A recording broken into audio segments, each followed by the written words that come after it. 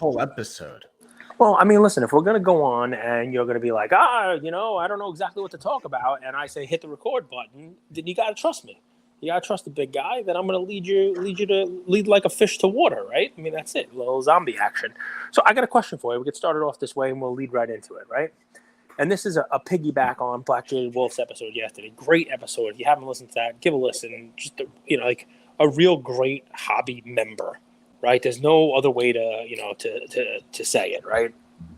Does all the right stuff, Anyway, listen to the episode. It's great. But one of the things someone would say the Boban Marjanovic of the hobby. Okay. Some might, I guess. So, but here's what I was thinking about, right? Because, people watch a lot of, reels and clips and stuff that we do. And I think I probably come across as pessimistic, especially about like modern cards and modern stuff. And it's because I look at cards with, I think, a much longer term perspective than most people who have gotten in the hobby in the last couple of years do. And for me, the risk reward on ultra modern isn't there. It's too risky. It's more of a gamble than anything else. And, buying goats, buying vintage, I'm definitely not going to go 5X on my cards. They're probably not going to go up 50% in a month or two. That spike based on performance is probably not going to be there because most of them are dead. And, but I also can, sleep at night and not worry like, wow, the bottom just fell out on this guy or this guy got injured or any of that stuff. So I kind of try to steer people away, but that might be a mistake. And I listened to the episode afterwards because, sometimes I even like to listen. I don't get to listen as much because I'm doing the episode and I'm thinking of my next movie line or my next joke and the whole deal. I actually listened to the episode last night, and it got me thinking about maybe doing, things a little bit differently. I'm still going to preach my vintage stuff, but we're not going to give plays per se, right? But if you listen to the episode with Sharon yesterday, she talked about a strategy, and it's not. I mean, you want to call it a flip strategy? Fine. I use the word dump and you correct me, and she's not dumping them. But let's walk through it, right? And then we don't just go through what someone's done. We then, in true Andrew fashion, try to lead that fish to water and see whether or not there's a way for us to pivot from that to something you can do now, something that's actionable now. And I'm going to ask you whether or not it truly is actionable. So one of the things that Sharon talked about was leading up to the National and at the National, buying quarterbacks and selling them now. Right. And buying, Josh Allen. Like, everybody knew at the National who the MVP favorites were. They haven't really changed. It's Josh Allen, it's Justin Herbert, it's all these guys. And she had a strategy, which was buy in July and sell now. All right. And she made a sort of a cursory statement, but basically that most of the quarterback purchases that she made are up about 30%. And Josh Allen is up about 50% after the performance on Thursday night. And even on Friday, got more calls about Herbert because people are wanting to buy now and lock it in and grab their card before Sunday. And Herbert, has a 5-touchdown game. If Allen did X, Herbert will do Y. Let me get ahead of the correct. So that was her. So I, of course, I'm sitting there thinking to myself, why would you buy now, right? Why would you buy now? It's already run up 30%, right? You're not capturing that. And, and sure, they may have 5 touchdowns, but they may have 3. Josh Allen in the first half had 2 turnovers, and in the second half had, a mistaken play, a broken play with that turned the numbers looked real nice. Why would you buy now? Yeah. Inexperience. You haven't seen the cycles. So here's the thing. Could you go back in time to July and use Sharon's strategy instead of buying now? Could you buy then and capture that 30%, possibly 50% run up and sell in advance? Cage, I got a DM today. We're not going to say this again. Like, we know how many Trey Lance cards there are. Yes. Like a Trey Lance auto out of 99 is not a rare card. So stay with me. That's 100% right, but stay with me. I got a DM today about somebody who I've been DMing with for a very long time who asked me if they should buy this Trey Lance. Mm-hmm. And I said the exact same thing. I said, why would you buy it now? Okay. But if you were able to, I mean, Heisenberg said, forget about this time machine stuff. If you talk about regrets, talk about regrets. Forget about it, Saul. Quantum physics don't allow us to actually travel back in time. Right. But if we could, or if we couldn't, but we could just learn the lesson that we learned in yesterday's episode and apply it forward, what would you do? People don't realize this because everybody's football crazy, and that may change sooner than later. Basketball starts in a month and a half. Basketball starts in the middle of October, but people aren't jumping on basketball yet. It would be like going back to the National and buying football quarterbacks to maybe, and we're probably at the tail end of it now, to be buying your basketball cards now for the folks. Who to buy. And there's a question that I'm going to throw to you. There's no spearhead. There's no Herbert and Allen leading the pack. So there's Evan Mobley, Scotty Barnes, Cade Cunningham, but they haven't. I think that might be too young, right? So John Morant, and I'm gonna ask you one. Take a guess on this. How many? And then I want to hear your take on it. After you guess, I want to hear your take on this player. How many Zion cards do you think are in this auction? Just ending on PWCC's auction tomorrow night. It's 72. 72. Okay, 72. Because I know you were gonna say over 100, and I didn't want you to say too many. So okay. You don't want me to anchor high. Talk to me about that. You personally. Now, guys, you don't have to follow Andrew. The strategy here is if you're a Zion believer, there are some Zions in this auction that you might be able to buy now. And if he comes out in the beginning of the season, and we can talk about it, I want to hear Andrew. If he comes out at the beginning of the season, maybe you're capturing that run-up that Black Jaded Wolf talked about capturing and selling in week 1. Can you Zion, believer or no? Definitely. Definitely for your strategy. And it's well said. I love when you use like your AM FM DJ voice. It's very Chris Ross like. I kind of want to go to sleep, but I don't want to miss the punchline, so I'm staying hooked. So let's like put it to nominal terms what 30 or 50% is. Like if that's like if a $300 card, that's $150. Okay. Let's say you do that 30% flip 10, 15 times. You can actually color up to a pretty sick card. That's right. Okay.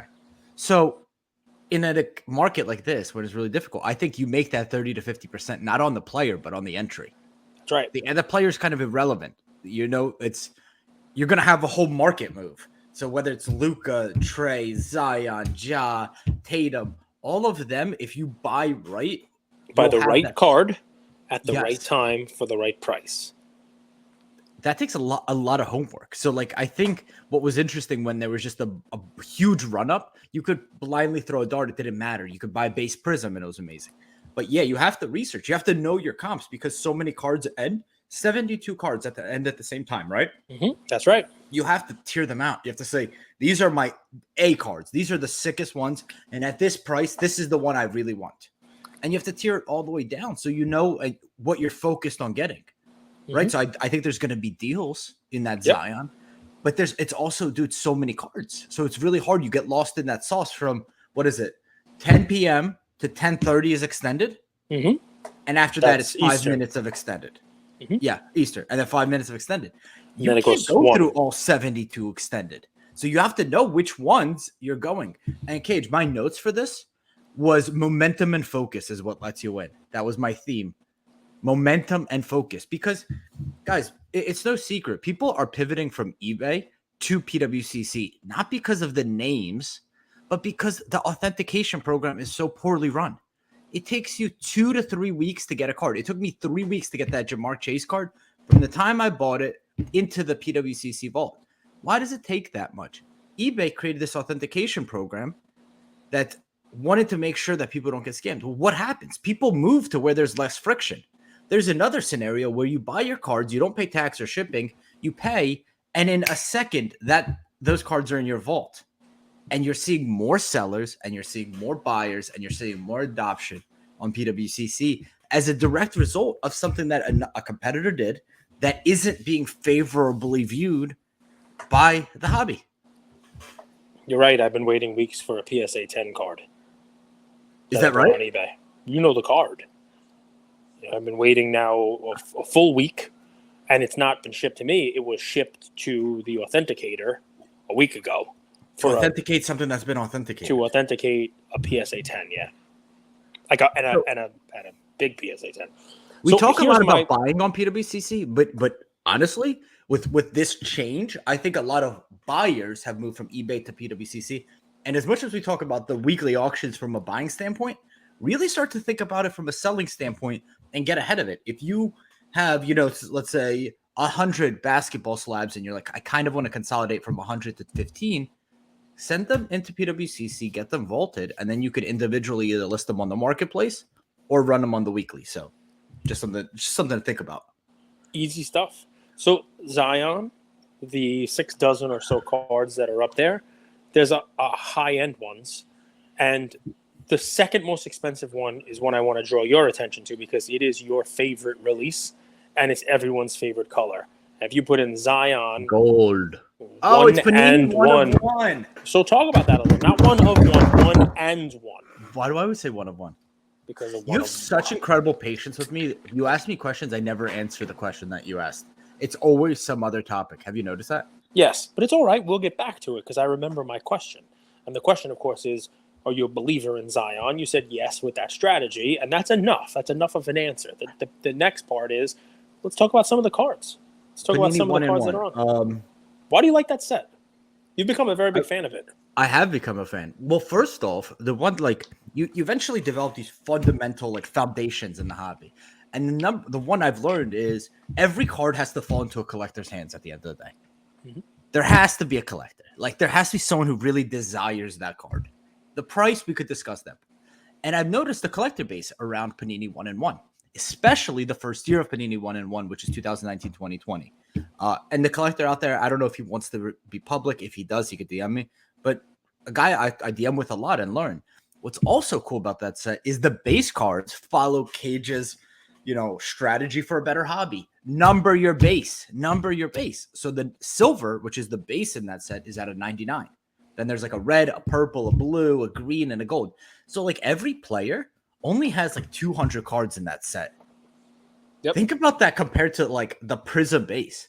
And it's a gorgeous set. It's probably Zion's best artwork. The card is really, really cool. It kind of checks all those boxes. Collector base. The supply, right? There isn't that ambiguity of supply. There's none of these case hits that are SP that you later find out have 600 copies printed, right? So I love that. And it's the first year, which people really admire. And I think it's going to have such lasting power. I don't know if it's going to have the lasting power of a Prism 2012, but I would say after Prism 2012, Panini 1-in-1 is actually the next collector release. I thought it was going to be 2016 Optic for a long time, but that one, it kind of grazed over. It didn't catch on as much. I love this Panini 1-in-1 set. That's a great card. That's an incredible card. That's a cool picture of him too. He's dunking. He's pulling the ball back and dunking on it. I mean, it's a really nice card. There's also, by the way, a blue color match BGS 10 rookie Prism. For those of you who are looking to spend a little bit of cash, this is way down from where it was, but it's still sitting at about $10,000. But that is a nice card. It's BGS 10. I think there's 14 BGS 10s. The blue of that year is out of 199, I think. So real nice card. Obviously it matches the blue jersey that he's wearing in the picture. Those are on the high end, and there's a lot of other really nice ones. There's a National Treasure horizontal out of 49 RPA. That's close to $10,000. There's a Choice Green Prism that's close to $10,000. There's a downtown from 1-in-1. I have a theory that Panini 1-in-1 downtowns are going to be the ones that are the most revered. Possibly, right? Because it came out of a different set. Now you see Downtown Cage, it comes out of Donruss and Donruss Optic. Yeah. So it dilutes the brand. This kind of game, we've seen it play itself out. We see a release catch on and they overprint it. That Panini, that Downtown 1-in-1 of Zion is... As you move down a little bit on them, there's a Contenders Optic Gold Zion Williamson Rookie Auto out of 10. It's in BGS 8 with a 10 auto. Real nice card. People love Contenders. Not as much in basketball as in football, but it's a nice card. But here's one that I'm going to point out for you guys, just because it's, quote-unquote storytelling, you name it, As you move down a little bit, not 10, more like 3, there are 2 cards to take a look at. There's a lot of cards to take a look at on Zion. If you're looking to invest instead of $300 and buy 10 of them, maybe you buy one of these. There is Mosaic, which, you either love or you hate, but this one's got something going for it. 2019 Panini Mosaic Black Snakeskin, 1 of 1. It's the NBA debut, right? It's Mosaic, not Prism, but it is a 1 of 1, right? So Zion collectors out there, this is one of those cards that could have some upside if he does. A card I know you like also, you want to pull that one up, that's great because people, it's the black, there it is. The NBA debut Black Snakeskin. Nice card. The one next to it is one you're a fan of. The Black Velocity out of 39. PSA 10. Cool looking card. These cards are traps, I've learned. Because they're aesthetically beautiful, but you're not, it's not like you're getting it for $300, you know what I mean? You're still paying a premium. And I don't know what it is, Cage. Optic has never had it, So that's why we talk about it. But you know what does? Scroll to the right and check out the sneaker. I love Look at the sneaker. Isn't that nice? The sneaker rookie out of 99, crossover sneakerheads, the whole 90. Anyway, the point is there are some high-level Zions, but if you scroll down enough. Can I real quick, Cage? Yeah. I want to just get a quick lesson of what I look for. People ask me, like, Andrew, when you're cracking cards or looking for cards. This is a card that I would look at to crack or send to SGC or PSA. And here's why. This is a border-to-border card. It got destroyed for centering and surface, but yet it's a shiny surface. So there's 2 things you could do to really clean this card up. One, PSA, you guys know is more lenient on the centering left to right. So that's one thing that's in your favor. And then 2, with these shiny cards, sometimes the surface isn't a huge surface issue. Now you have to inspect the card. It could be a huge scratch. But on these shiny Optic contenders and cards like that, you could really do a lot on that surface. So that's a cool card in another slab. You just want to crack it because you don't like the white BGS label. I think arbitraging like that actually is a real thing, dude. I really do. I'm sure it is. It's difficult to make the analysis, though. I mean, PWCC does a very good job with the high resolution images and that kind of stuff. Yeah. But on a surface one, it's going to probably be a little difficult. But even like centering you got destroyed with that 8. It doesn't look good. I have a Kraken sub potential one for you. Let's go to the jungle for a second. Type in the 2019 Zion Zebra. All right, and you could be the lion that attacks this zebra and does some stuff with it. Take a look at this one. Right, is this one you crack out and send over to SGC maybe? Take a look at the lion, and you could attack the zebra. Listen, you're the crackhead of the 2 of us now. So it's Zion Zebra. That's 2 Z's. Guys, by the way, my computer's on its last legs. So if any of you guys have an old Mac that you want to sell, hit me up because this is on its last legs. There is a story about this computer, folks. One day we will tell it. So there's 2 of them, right? I mean, you got to look at the one that on this week, the 460. It's a $460. It's a PSA 6. You see it? Yes. Dude, I'm in love with the 6s. I know you love 6s, so take a look at this card. The back centering looks good. The centering looks pretty nice. I don't know what it is on this, but is this one that's, hey, crackhead, is this one you might look at? Did I just blow up your spot and find a card that now everyone's going to bid on instead of you? This is what we do. I've been head down operations this week, so I haven't even had a chance to bookmark or favorite all of my stuff. I guess I didn't come off great there when I said I'm in love with 6s. I just kind of heard that play back. That's not a great look. I mean, we would never have gotten together if you weren't. Wait. I call myself a 6. There's no insult there. It's okay. Relax. Take it easy. So on the all that glitters is not gold, and all that gold sometimes is not glitters.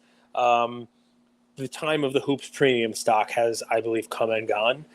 Even a gold can't do what gold does. Go ahead, please. They fucked it up because there's gold silver, there's gold hollow, there's Pulsar, a lot of gold. There's a lot of different golds in the gold. It's like gold hollow, gold shimmer, gold laser. Don't is forget, this gold laser? This is a gold laser from Hoops premium stock out of 10, and it's $370. Gold laser. Can I tell you one that I think is cool, but it's interesting the way that it was done. I mean, maybe there's damage to it. Who knows? With the autos at 10, it's another crack at sub candidate for you.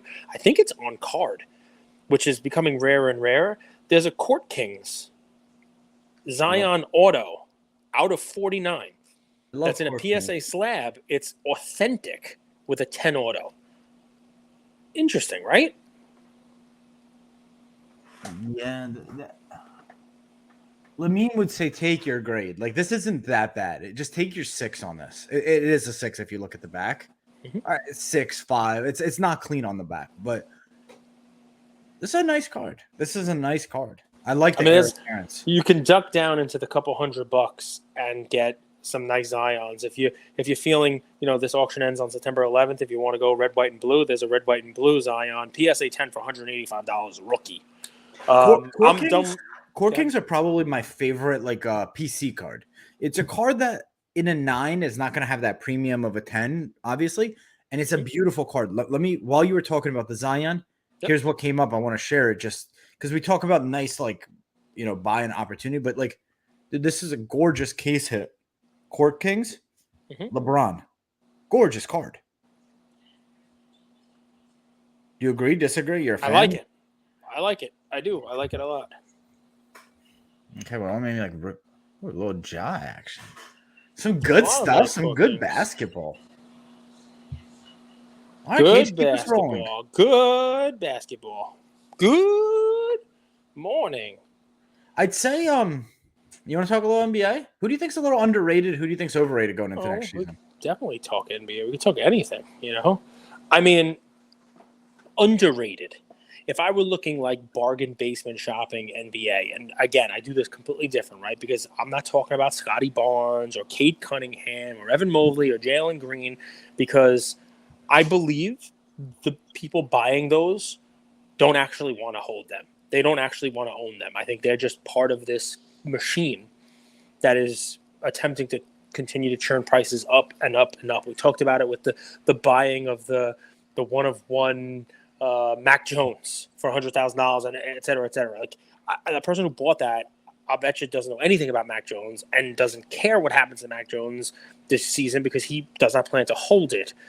And it was sold and sold and sold. Same thing with the basketball guys. So I go a little different. Greater fool theory. Which of course cuts the potential upside. But I'm a contrarian play and I'm a bargain investor. I try to find blue chip stocks that for one reason or another were beat up in the last quarter. They didn't meet their earnings, but through no fault of their own or something that they've already put a plan in place to fix, right?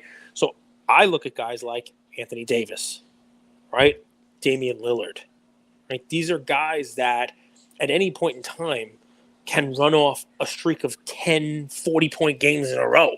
These are guys who have been and potentially could be again in the MVP conversation this year, but they've fallen out of favor. The flip side, though, is this isn't fantasy, right? And this isn't actual GMing of the sport. While those guys could turn in great performances, they could be fantasy late round draft pick bargains. Cards are still a different animal. As much as we want to make cards into fantasy, we've talked a million times about the momentum of the hobby, the cardboard relevance. We've talked about how, once you fall like this, it's very hard to pick steam back up. And so I'm not buying a high level QB that was flying and, I'm hoping they come back because they're still expensive. In the NFL, Lamar Jackson, you know what I mean? Still, not anywhere near the other quarterback prices, but still expensive, right? So I'm not jumping on one of those guys. In basketball, I'm not jumping on I'm trying to think of a good example, right? Of somebody who when you want a popcorn. But I will jump on the guys who are, I believe, low risk with some potential upside, like that Lillard and like that Anthony Davis. Let me give you two guys that I think are low risk that are up your alley. Tower of Power. This is a big man game. Would you believe if I told you a white sparkle PSA 10 Prism Lillard outsold, not rookie year, a Jokic PSA 10 white sparkle? Yes. That's surprising, right? No. I'd rather have the Jokic. Would you? Because no. You would not rather have the Jokic. Okay. I would much rather have a Jokic white mosaic sparkle than talk to me. Why? Because of exactly what I ended with.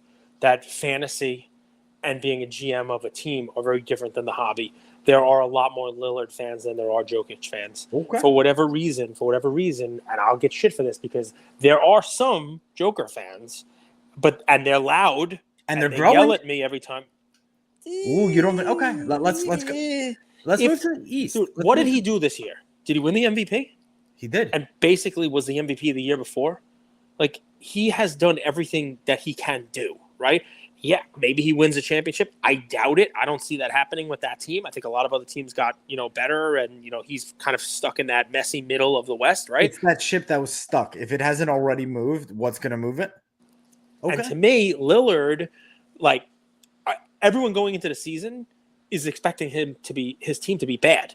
Like, he's already got that out. Like, Jokic, for his cards to go up, people are like, all right, he already won the MVP. He's got to win a championship now. Lillard, what if his team wins 30 games, but he puts up 40 a game and wins the MVP? Sure. All of a sudden, now people are moving on his cards. So, and we've already seen Lillard stuff. I mean, it was the bubble. It was a crazy time. But we've already seen that when Lillard does his thing, his cards fly. We've never really seen that with Joker. That's a cool concept, by the way. So that triggered a thought. By the way, what you guys are watching here is the rubber hitting the road. This is the $1 million stuff. This is the boardroom shit where you get friction and then diamonds form, right? So I remember I took that the day trading course, and one of the things that they said to look out for, Tim Sykes, if you guys don't care, is stocks that have run before, because stocks have memory, and if they've run before, they run again. People are familiar. It's why I know 2012 Prism and why I went for 2012 Prism, one layer, another layer, then a different sport, you name it. Because traders who have success in something, they're familiar with it. They go back to it. Okay. You know what I mean? It's the same as this. And look, you could be right. Joker could have another MVP style season. The team could be playing meaningful playoff games, and all of a sudden people are jumping on the bandwagon. We haven't seen that. We've seen it with Lillard. Let's move East Coast. A team that I think is doing things incredibly well, and his card prices are cheap. And this is going to be an Andrew Goldberg mutual fund. And I'm going to go big here. I'm going to go bold. I'm going to say these guys are the Shaq and Kobe. These guys have the potential to be Shaq and Kobe. Mobley and Garland? No. Better. Significantly better if you actually compare these both. Like, significantly better. Oh, wow. So then it's got to be Obi Toppin and Emmanuel Quickly. Yeah. Embiid and Maxey. I think this is the season where Embiid, Maxey take the next step. Now, we know Harden's there, which is great, but Harden's proven he is a team player. I think you have seen with this offseason and his relationship with Morey that he is a team player. So let's put Harden aside. This team got exactly what they needed: toughness, experience, veteran, and guys that are not going to take the ball out of Maxey or Embiid's hands. PJ Tucker and Montrezl Harrell. 15 minutes a game and just a 3-and-D hard-nosed defender. That team is poised to make a run. Now, I don't know if it's going to be Embiid. I don't know if it's going to be Maxey. So I'm saying, let's have a budget of $500. Let's go for $250 a piece. Thoughts on that? You could go. You could say no. Yeah, a couple years ago, both Miguel Andujar and Gleyber Torres could have won the Rookie of the Year, but instead Shohei Ohtani won it. Now, that sounds silly now when we've seen what Ohtani has turned into, but if you look at the years those guys had, it was one where, those were the top three in Rookie of the Year. And I believe that what happened there is a vulturing. Okay. And it happens with like MVP voting. It happens, pretty often where, if there are two good players on a team, the votes split for them instead of coalescing behind one, and the other candidate comes in and gets all of the votes, right? MVP voting, Rookie of the Year voting, that kind of stuff, not the same as cards, but there is a finite amount of investment money out there. And what's going to wind up happening, I believe, when you have a team like that is it's very difficult to determine the alpha. And what we've seen is I don't think any of the three of them really want to be the alpha. Embiid says he does. He acts like he does, and then he whines. Harden clearly doesn't want to be the alpha. He's been on a million teams where he's been the number 2, number 3. When he's the one, the team doesn't have any success. We've seen that. And Maxey is like a quiet number 2, number 3 kind of guy. And Maxey reminds me of Fetch. Like, everybody wants Maxey to happen now. Maxey is Maxey's like Tyler Hero. And I haven't heard anyone talk about Maxey, just so you know. Oh, everybody's talking about Maxey. Everybody. So Maxey is like in that year now. If you're not buying Edwards, because everybody thinks Edwards is going to have the jump this year. Everybody thinks. I'm significantly worried about Edwards. I said that, by the way, a year and a half ago when no one gave a shit about Right. Edwards. But I am now switching the tune because everyone's expectations have changed. Now Rudy Gobert's there. They're going to win 60 games. He's going to be a star, and he's going to do this year what Ja did. Talk about putting some expectations on the kid that I don't think he can live up to. And the upside versus the downside risk is just not worth it. Maxey's number 3 right now, value-wise from that class. It's not Wiseman, who's an interesting one to look at, right? Because what about that team? People think Maxey's going to take a huge step up and he's going to be a star. Used to be Halliburton. Yeah, you're flip-flopping. Because not flip-flopping. I wouldn't invest in any of the 3 of them. Well, Edwards is too highly priced, but Maxey hasn't had a run-up. His stuff is running. His stuff is expensive compared to where it was, and it's definitely expensive for the guy who's the number 3 scorer on the team and is more of a defensive player. Yeah. All right, let's move. So then analyze this purchase. Shoot. A buddy last April sold a blue Jordan Poole. This is before the Warriors run. PSA 10 for $550. Color match PSA 10 blue. So Jordan Poole. I bought it for $1,500 this month. I like the Poole. So I didn't know you were buying, but I like Poole. And here's the difference between Maxey and Poole, right? Maxey, when the other stars weren't playing, he stepped up. But very quickly fell back into his role, right? And you can tell just from his demeanor out there, his quietness, you name it, that he knows the role he's going to play. And nothing more than that is expected out of him. Kobe was quiet for the first 2-3 years of his career. When Poole played in lieu of Steph Curry, he basically forced himself into much more playing time. Maxey, if you watch at the end of the year here when Harden was out, he was like, all right, I'll do what I got to do. But as soon as Harden came back, it's like, okay, I get it. It's Harden. It's the guy. I would not be surprised this year if instead of being the number 3, Poole is pushing for Clay minutes. out. Maybe. Clay's not where he needs to be physically. Clay was never a big athlete. So that's my logic too. Clay was never a big athlete. I think Clay still starts, but I think it's like Clay starts and gets 25 minutes. Poole comes off the bench and gets to 30 to 32. I mean, very possible. I think yes. What you're going to see is Poole move into a clear-cut number 2 behind Curry role.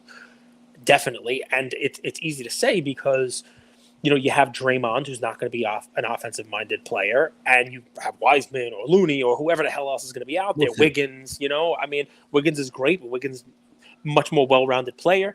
I think you can have Poole averaging over 20 points a game this year, and he's a different player. What about this lineup? Wiseman, Draymond, Poole, Curry, and Wiggins. Not Clay. No, you surround those 2 guys. That's not enough with Clay? I would have Clay right now. You like Wiggins? This is going to sound ridiculous, but I wish he would stop complaining about not being in the top 75. He doesn't complain. He said that once. Now he did it again with the slander. Slander here. No, he did with the rankings. So yes, he did that one time, but then it came out with, hey, my Madden ranking is not high enough. So now it's a repeat pattern. Now he's whining. No Clay slander. No Clay slander on our show. Here's the real Clay slander for everyone listening except you. For you, you'll think this is a. If you trade him, I swear to God, I'm going to end the broadcast. I'm going on mute. Clay should take on the role where he had success, the Tyler Hero role. He should be the 6th man. He should come off the bench. He should not to handle the ball. When Hero was given ball handling and distribution, that was not where he succeeded. When he came off the bench as the 6th man and didn't have to run the offense, but was there to just shoot, there to come in and just instant offense, that's Clay. Let Clay come in the game and just shoot. That's not slander. That's allowed. Just shoot. Let him play. Let him play that 6-man role where it's like bring him in off the bench and let him play against the defense of the second unit of the opposing team and let him light him up. Right? All right, let's keep moving. So you guys get the picture. So anything else that we've missed from your list? Probably As far as cards go, yes. yeah, I have quite a few. So give me Oh, 1 sec. Well, I had one more guy on my list. So go ahead. Kevin Porter Jr. Okay. So here's my thoughts. Okay. I think he is, if you guys look at his cards, he is bottom dollar. Low risk. His stuff is already cheap. Like 100. I think his silver is probably like $100. Yep. Probably base is like PSA 10 is like 20. I'll look this up. I'll check. But I watch his stuff. I don't know the exact price, but it's near the bottom. But Jalen Green's stuff is going through the roof. Yet KPJ is still the young talent there. He is 3-4 years ahead of Jalen Green and can have just as good of a season as Jalen Green. Thoughts? He is the perfect example of one of these guys that fell off the momentum. And done. And it's going to take a little while for him to come back. And I think what you're going to see is, and again, I could be very wrong, the people who are out there pumping the Jalen Green stuff are going to realize that I don't care how many followers he has, he still plays in Houston. $108 for a silver 10. Houston still has no chance to do anything this year. Anything. Now, the expectations are low. The prices are low. I think I'd rather be in on KPJ than on Jalen Green, just because I believe Jalen Green could probably only go down. So that's just me. Yeah, their roster sucks. Let's move on. Okay, let's go to your card. Could be wrong. No, I mean it's Houston, man. Houston's difficult. You have to sort of concede that as well, right? I mean, Houston. When was the last player on the Rockets who was a hobby darling, who was somebody you had to have? I mean, maybe Harden for a while when he was legit the MVP over there in Houston and was putting up like video game numbers. When right? you say this, I want to, because you said like Minnesota, Houston. Are you talking their fan bases aren't huge? Their collector bases aren't huge? Well, both combined. Okay. Right. So, and yes, the fan bases aren't huge. So here's the deal, right? There are plenty of people who like Mike Trout. There are plenty of people who like the Angels, but Mike Trout does not get the publicity that he should get. Now, I know baseball and basketball are different, but I'm giving you an example of a top player in the league, a guy who currently, coming into today's game, has hit 5 home runs in 5 consecutive games. He's hit a home run in 5 games leading into today. No one talks about it. You didn't even know about it. You thought he was still injured. And I'm sure half the people listening to this thought he was still injured and that his career was done because of that horrible back injury. But no, instead, he's going for 6 straight games with a home run tonight and nobody knows. That is the way that this works. New York will have a shitty team with nobody in it who's any real cardboard relevance. Don't give me that RJ Barrett crap. But they're going to be on national television way more than the 2 teams you just mentioned. Now, Minnesota will get a little more play and a little more run because they had some success last year, but it's a small market. Houston's not, but Houston's team is terrible. And they're not going to be on Christmas. They're not going to get the fans that are in there. They're not going to get the same kind of clips, the same kind of play, the same kind of, PR that the big market teams are going to get. So, yeah, if you give me, the opportunity to invest in, a Golden State, which is, obviously now going to get a shit ton of TV time. They're the returning champs, like a Jordan Poole or an Anthony Edwards. Edwards might be a better player. I might pick him first in my team for a one-on-one game against anyone, right? Or in fantasy, sounds great. But as far as investing in cards, tell me anyone from Minnesota who's relevant. Anyone. Yeah, but it debunks that with like a Ja. But I would say those are generational. You don't see those often. Ja. Tiny market, but big personality. But Ja's a perfect example. First of all, he has what Memphis is as a smaller market, yes, but they're at least East. So at least they're in East time zone playing games, which a lot of the West Coast guys are too late. You can't watch it. A la the crossover. Half the they would get twice the views if they weren't on at midnight. In the East Coast, you fall asleep. Some of us old fogies can't watch you guys. But so he's at least on the East. Make that happen. Give us a call. 2, Ja was, a big name coming out of college. He was a big name, and Ja last season, the beginning of the season, had like historical numbers, like MVP type of numbers, and his cards followed suit. But he doesn't have a legitimate fan base, a legitimate collector base. That was a lot of like fluff. There are people who are fans of him, and what's proof of that is as soon as he got injured, or as soon as he didn't win a championship, His cards tank like crazy. Literally tank like crazy. Does Luka have a legit fan base? Luka's fan base is huge. That's a legit fan base. International. Dallas is a big market. And I mean, Dallas is. Listen, Houston's not a small market either. They're just not a very good team, right? So, but Dallas is a bigger market. Dallas has a very vocal owner who probably squeezes out a couple more televised games on the schedule for his team, just so that the NBA keeps them quiet. They don't have to hear Mark Cuban's voice. Yeah, I mean, Luka is a star. Luka is somebody that the league is building around, and they put him front and center because of it, right? And the only person who doesn't realize that is his mom, who won't give him the trademark. Dude, that was sad. That makes me really sad. All right, let's get into your cards. By the way, a couple cards the NBA does that the MLB doesn't is the MLB markets a lot of stars, not one. I agree, but right now, it's Stop Luka. saying meow. It's LeBron. It's Giannis, maybe. It's Ja, right? I mean, there's plenty of stars that the NBA is marketing. I didn't say Kevin Porter Jr. or Jalen Green or even Cade Cunningham on that list. Not yet. Ja wasn't there. When are you going to buy a nice Giannis card? Never. I'll wait. Stubborn. If he wins another one and he becomes a 2-time champ and a multi-MVP, I'll buy one. And the upside will already be baked in, and there'll probably be a little bit of upside, but the downside will be there. Can you roast him in the comments here? He's like, you have to buy before, and now you have to not me. Oh, I said to start this off, I have a strategy, but we learned a new one yesterday that I want to share with the rest of the crew. That doesn't mean that I'm going out and I'm going to be buying something to sell in 3 months, but there are people out there who like doing that. All right, I want to present that. Giannis is not that either. You're not buying Giannis now to sell him to start the season. You're buying Giannis now to hope he wins a championship. But if you want to spend an hour talking about why I don't think Giannis is going to win a championship this year, we can do that. You know, we can do that. You're going to yell at me and bang your head. You're going to get a concussion, and then tomorrow's Whatnot show is going to be canceled. I don't have to do it. By the way, guys, 11 a.m. Eastern, later start time, so you guys on the West Coast can wake up. The prop king himself, Mr. Cage Lawyer, will be back. Whatnot, 11 a.m. We're giving away a Tua Color Blast right here.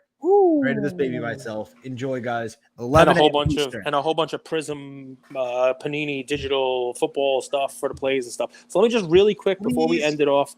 I'm going to run through some cards. Number one, this is Premier worthy, is an 86 Fleer Michael Jordan rookie, BGS 9.5, has found its way into the weekly auction.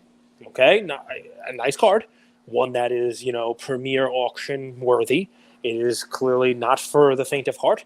But if you're a believer in what Andrew said, that at some point we're going to hit a time where a PSA 10 doesn't hit an auction every month, that will turn the PSA 10 up in price, and then the BGS 9.5 will follow.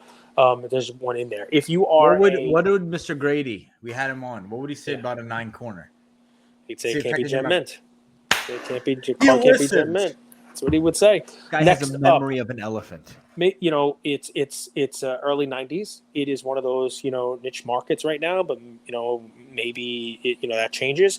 There is a Magic the Gathering Beta Time Twister Auto BGS 8.5. I don't know if there's room for these things to kind of grow. I don't know if people just want to do Pokemon, but this is it's a huge Magic the Gathering card in this auction. It's autographed by Mark Tedden. It's on there. You can take a look. It's BGS 8.5. You see the auto one? Nice. Very cool. Big card. Mark's probably a nice guy. I don't know him personally. I mean, he does good art. I'll tell you that much. Another cool card. I don't know whether or not this is something that I would invest in, just because the price discovery is not there, and who knows how many of these are hidden in somebody's cigar box or going to be rolled out over the next couple of years, so it makes it difficult. I'll say it wrong. It's an Olympic card from 1935, Moratti, of Jesse Owens, in PSA 7 with an eye appeal designation of PWCC A. It's a cool looking Jesse Owens card. There it is right there. Yeah. Explain yourself. As Gustavo Frank would say, explain yourself. Why would this be in a cigar box? I was at Cigar Night. I didn't get one. I mean that this is one of those cards that, while the pop looks low on it now, it's because nobody was grading 1935 Marathi Jesse Owens cards. There may be a dozen of these in PSA right now. So, put it in the column of the Alifa Balogun, put it in the column of the Pele cards, the multitude of Muhammad Ali cards, put it in the Futera, Lewis Hamilton cards. They're just cards that are out there that for one reason or other we're not getting graded. And all of a sudden you see high-level pricing like this one and other ones of them come out. I will take 2 more seconds of your time. I'm going to end on something, but there is a LeBron Rookie. I mean, a crazy card. It's a 2003 Topps Pristine Gold Refractor. Rookie out of 99. Rare card, real condition sensitive. Again, Topps Pristine from 2003, Gold Refractor Rookie. There it is, out of 99. Real condition sensitive. Look at that, the black, the dark color across the entire card there. It's not in a jersey. This is like, summer league or training kit. We've seen this. Even cards of the rookies today have these instead of a Cage. Do people care? For me, it was always as long as he has something with like a Cavs uniform. Yeah, to me, that's enough. Also, it's not college. Right. And he's got plenty of rookies that are like this. This one is sick. I mean, this is just a really cool looking card that you're not going to see for sale in PSA 10 that often. I mean, you're talking about a handful of these in PSA 10. Real nice card. Baby Braun. Another one that I know you're a fan of, 2017 Panini Flawless Patrick Mahomes RPA out of 25 in PSA 9. This is a good looking Mahomes card. It is a nice alternative to, there it is, to the RPA from National Treasures. This is just a really, like, another card that is premier auction worthy. This is a buy. This is a sick card. Nice 3-color patch. This is he doesn't have a ton of really good autos for whatever reason. This is a dope card, man. It's really hard to get in this in a 9 as well. I mean, just a real nice card. Now, the last thing I'm going to point out is not something that I'm a fan of, and it's something that's gotten some publicity over the last couple of weeks in the hobby. Yeah, hey, there you go. I was going to say there's a Mahomes 1/1. Wait, did you see? You know that's the only card I bid on so far? No, but I saw that one while I was pulling up cards. I mean, so that's guys, a nice card. I'll walk you through my logic. Mahomes doesn't have any game worn jersey stuff, so this is as nice of a patch as you're gonna see. You have the Kansas City Arrowhead right here, and this is a 1/1 from 2017. I'm gonna be up. What is it? XR, I think, right? Yeah, I'm bidding on this. I don't care. Do me a favor. This Go is back to the card. Flawless. Flip it. Click on it. Flip it over. And what does it say on the back? As far as this is not from any specific game or anything. What does it say? It's player worn. All this stuff is player worn. He doesn't give game worn jerseys for whatever reason. Spin told me that, and then I've done a little bit of background research. All this is hearsay, guys, but like Mahomes doesn't have game worn stuff. He's an avid collector. So you ready for this?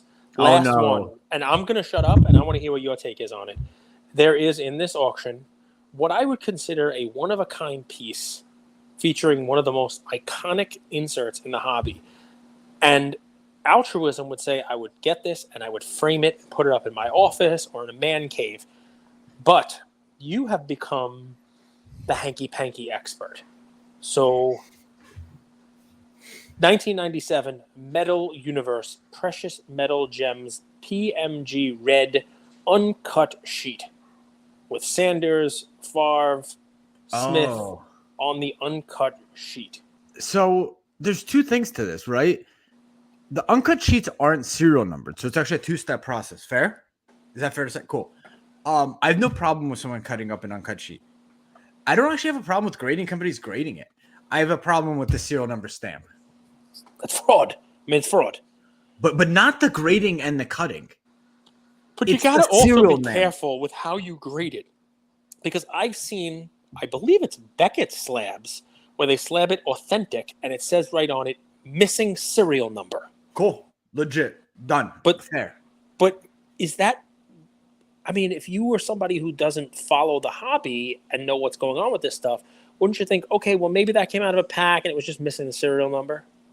But Cage, we need to stop feeling sorry for people. And I'll explain what I mean by that. All of business is information arbitrage. It's somebody knows more than you for whatever thing, and they could sell it or provide it better than you as a result. It's information arbitrage. So because someone comes in unknowingly and uninformed buys something, that's not the problem of the hobby. That's the problem of the individual to go and get educated. So okay, so when you were running a cafe, yes, right? You're running a cafe. and you were making somebody that peanut butter shake. Yes. Right? You decided, all right, well, I'm going to sell this as a peanut butter shake, but I'm just putting some peanuts and some butter in it. And I'm going to make the shake, and, I'm going to throw a whole bunch of sugar in it and maybe some other stuff. And people like it. People are taking it. Now, it's not a peanut butter shake, but I put some peanuts and some butter in it, and I sold it as a peanut butter shake to them. And they leave, and they pay me. And I laugh all the way to the bank because these people are idiots, and I have no duty to do anything else. And what I did was linguistically correct. I sold them a peanut butter shake. And they paid for it. It's not. I'm not the police. I'm not going to go out there, and I don't have to police whether or not they know that they're eating peanut butter versus peanuts and butter. Why is it so hard now? And maybe this will change with all the stuff that's going on. Why is it so hard for a grading company to say that this is authentic from a hand cut from a sheet? That's cut. What they are saying with a missing serial number. But they're not going to write a novel. They're saying missing serial number and authentic. That's like saying it's peanut butter. And if you're stupid, I don't care that you're stupid. It's not my problem. When you know better than that, would be your problem. I don't think your analogy is relevant at all. First off, this is fun. Make it in the comment. I'm not the manufacturer of the uncut sheet, by the way. If the grading company, if someone inspected, but you also probably didn't make the peanuts and the butter, but you made the shake. You put it in a cup and sold it as a peanut butter shake by putting peanut and butter in it. Am I grading company in this? You are the middleman. You are the person taking the ingredients and putting it inside of a container. That's what a grading company is. They're taking something that someone else manufactured, and you're telling them what it is. Right, and I'm saying this is a peanut butter shake, but it's missing a banana. That's what I would actually say. And that's why it's not as delicious, because anyone who's worked in a smoothie place. You worked in a banana. It's crazy. You are definitely missing a banana. You must put a banana in any smoothie you're making. For the consistency. Guys, speaking of bananas, make sure you tune in 11 a.m. Sunday morning this week and every week for our Whatnot show. Bananas are relevant because while I'm going to give picks and plays, my handsome co-host here, who is hoarding all of the Lucas Tigers hats. I don't have one today. He's got them all. I apologize. Got them in on Friday. He's got them all, right? So he's got all the hats. I would wear one too, but, he's got the hats. So he makes a banana play. He puts this banana hat on, and sometimes they're wrong, and other times they're wrong. But he's going to get one right this year. I know he's going to get one right this year. He's going to get one right. I'm going Lions over Eagles. Reach out to Andrew. Oh, you love Philly, man. You're a Maxey fan. Reach out to Andrew if you want one of these hats, because he sold so many today that he actually messaged me and said I might not be able to get one until the next round. You love this guy. Always selling. Here's my vision. Cage always says I jump over steps. I don't care. It's not a big deal. I want to do like limited print runs, right? And I would like other people from the community to reach out with designs, styles, and adaptations. Well, do you know what this hat is? I'm going to let people in on a little secret. This hat is an unnumbered SSP. This is a color blast. This is a kaboom, this hat. And I'm going to let you guys know, we made 150 of these, and we are not doing the same hat again.